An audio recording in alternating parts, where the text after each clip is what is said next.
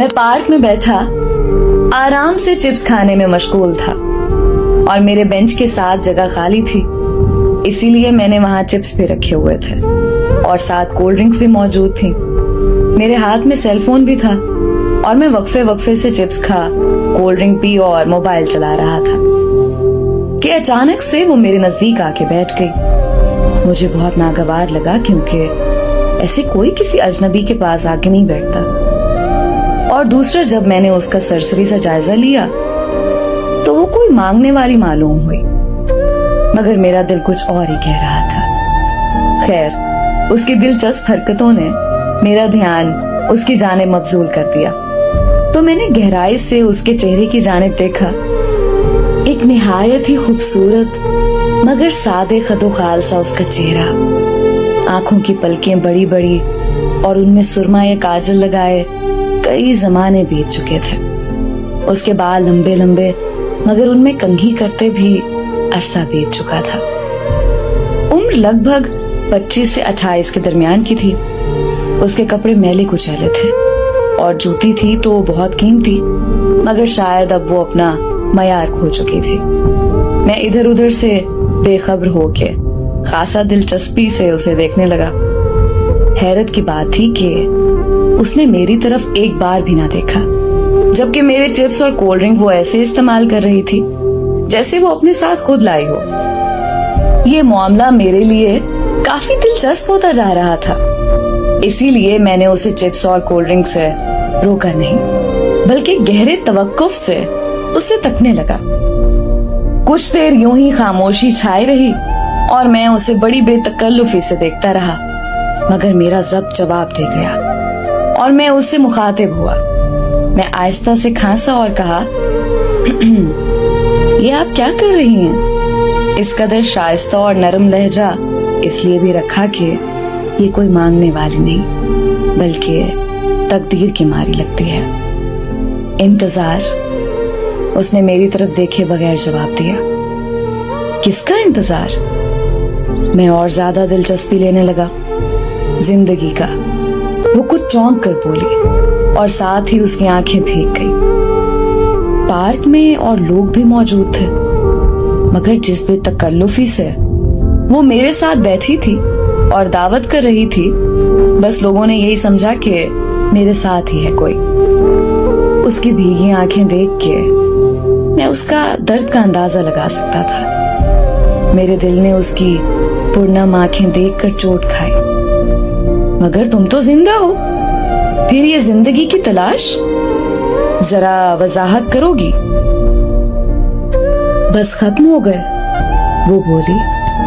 क्या मतलब खत्म हो गए? मैंने हैरत से फिर सवाल दागा। चिप्स खत्म हो गए? वो मेरे पहले सवाल को नजरअंदाज करके मेरी तरफ खाली चिप्स के पैकेट को किए पहली बार मेरी तरफ मुतवज्जे हुई। उसकी आंखों में क्या कमाल की कशिश थी कि एक बार मैं उसके सहर में गिरफ्तार हो गया और खामोशी से उसे तकने लगा। मगर अगले ही लम्हे उसने जोर जोर से खाली पैकेट को अपने दोनों हाथों से थपथपाया तो मैं हकीकत की दुनिया में वापस लौटा। वो चिप्स का पैकेट और कोल्ड ड्रिंक खत्म कर चुकी थी। मुझे उसकी इस अदा पर प्यार आया और तरस भी। मैंने साथ वाले ढाबे से छोटू को बुलाया और उसके जरिए 2 पैकेट चिप्स और 1 कोल्ड ड्रिंक मजीद मंगवाई, जिसको उसने मुझसे तकरीबन छीन कर मजे से खाना शुरू कर दिया। अभी वो चिप्स खा ही रही थी कि पार्क के बाहर एक गाड़ी रुकने की आवाज आई और कुछ लोग पार्क में दाखिल हुए। उनमें 2 लोग अस्पताल के नुमाइंदे थे और एक औरत और एक मर्द जो अंदर दाखिल हुए। उनकी नजरें मुतलाशी थीं। शायद वो किसी को ढूंढ रहे थे कि अचानक उनमें से एक की नजर हमारे बेंच पर पड़ी और वो सब हमारी जानिब चले आए। मैं मामलात को समझने की कोशिश कर रहा था कि इतने में वो करीब आ गए। उन लोगों ने उस लड़की को बाजों से पकड़कर जबरदस्ती उठा लिया और साथ चलने के लिए फोर्स करने लगे। उस लड़की के हाथ से चिप्स गिरकर जमीन पर बिखर गई। मुझसे रहा ना गया और मैंने उठकर उन वार्ड बॉय को धक्का दिया। और उनकी गिरफ्त से आजाद किया। आजाद होते ही वो मेरे पीछे सहम के छुप गई। इतने में वो मर्द और औरत जो गालिबन उस लड़की के माँ और बाप लग रहे थे, इंतहाई परेशानी की हालत में हमारे करीब आए। औरत मुझसे मुखातिब हुई, माफ करना बेटा, ये हमारी बेटी है, इसकी दिमागी हालत कुछ ठीक नहीं है, इसलिए इसका इलाज जारी है, मगर आज सुबह ये अस्पताल से भाग आई। हमने काफी तलाश किया, तब हमें किसी ने इसके हुलिये की निशानदही करते हुए यहाँ पार्क का पता बताया, तो हम फौरन चले आए। उस औरत के लहजे में इस कदर ममता और दर्द था कि मेरे भी आंसू बह निकले। मैं उस लड़की के आगे से हट गया और वो सहमे सहमे मेरी तरफ लताफत से देखने लगी। मेरा जी चाहा कि उसे उम्र भर के लिए अपना बना लूं, लेकिन मेरे बस में कुछ नहीं था।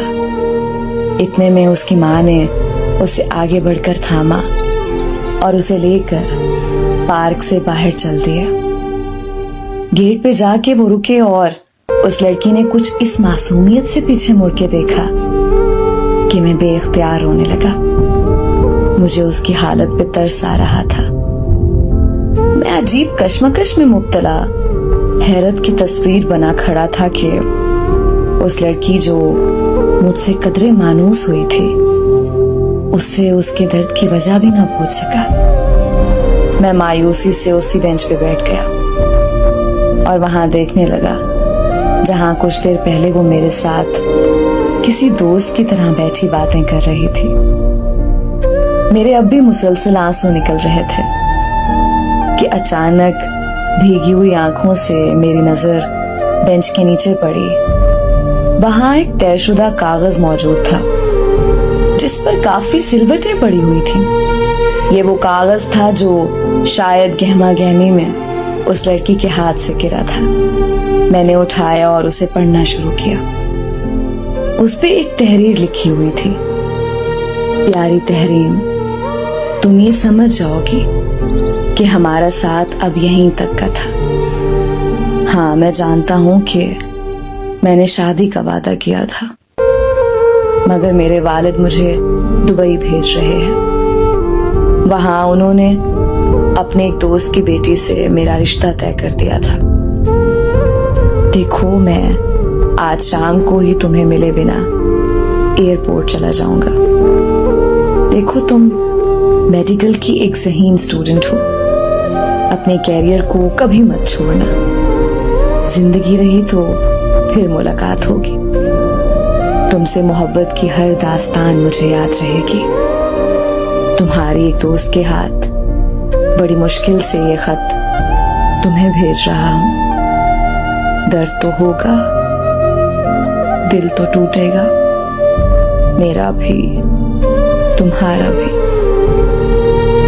मगर सब्र के सिवा हम और क्या कर सकते हैं। अलविदा तहरीम, तुम्हारा अपना साइम। ये तहरीर पढ़कर मैं अपने हवास खो बैठा। रह रह के मुझे वो लड़की याद आने लगी। मैंने सोचा कि इस मोहब्बत की जुदाई ने उससे उसका कैरियर छीन लिया, उससे उसका हाफजा छीन लिया, और वो पागलों की तरह उसकी राह देखती है। हालांकि उसे पता है कि वो अब नहीं आएगा। मोहब्बत कितनी अजीब है ना, किसी को सब कुछ मिल जाता है। मोहब्बत में किसी को सब कुछ हारना पड़ता है। मोहब्बत के हाथों